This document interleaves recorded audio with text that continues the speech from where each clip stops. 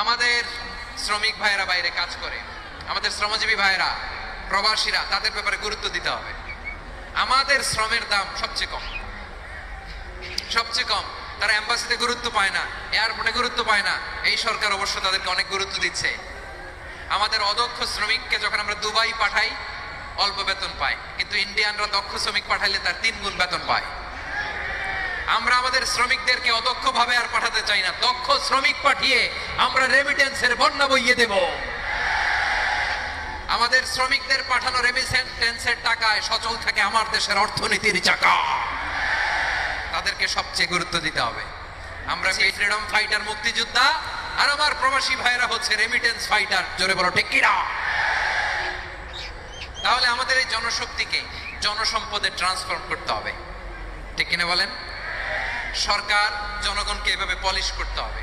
মা বাবারা ছেলে মেয়েদের মধ্যে কার কোন যোগ্যতা তাকে ওইভাবে কাজে লাগাতে হবে। সবার এ প্লাস পাওয়ার কোনো দরকার নেই। আমাদের দেশে একটা টেন্ডেন্সি আছে, পরীক্ষায় এ প্লাস না পাইলে কই তুই কি করলি, পাশের বাড়ির ছেলে এ প্লাস পাইছে, যা ওর পা দোয়া পানি খা।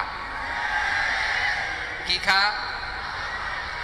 তা আমি ভাবছি যে পা দোয়া, এ প্লাস পাওয়া ছেলেদের পা দোয়া পানির একটা পানির ব্র্যান্ড বানাইতে হবে। এরকম লেখা থাকবে, এ প্লাস পাওয়া ছেলেদের পা দোয়া পানি। খাওয়া নাই, এগুলার খাওয়া নাই। ওরে আল্লাহ এ প্লাস পাওয়ার জন্য বানাইছে, আর আপনার ছেলেকে এই এ প্লাস গুলারে নিয়ন্ত্রণ করার জন্য আল্লাহ বানাইছে। ওকে দিয়ে আল্লাহ কি করবে আপনি জানেনই না। একটা এ প্লাস, একটা এ গ্রেড একটা মানুষের জীবনকে ঠিক করে দিতে পারে না। আপনার ছেলেকে আল্লাহ অন্যদিকে যোগ্যতা দিয়েছে। ওদের মনোবল ভাঙবেন না, খবরদার, খবরদার। ছেলে মেয়েদের মনোবল ভাঙবেন না।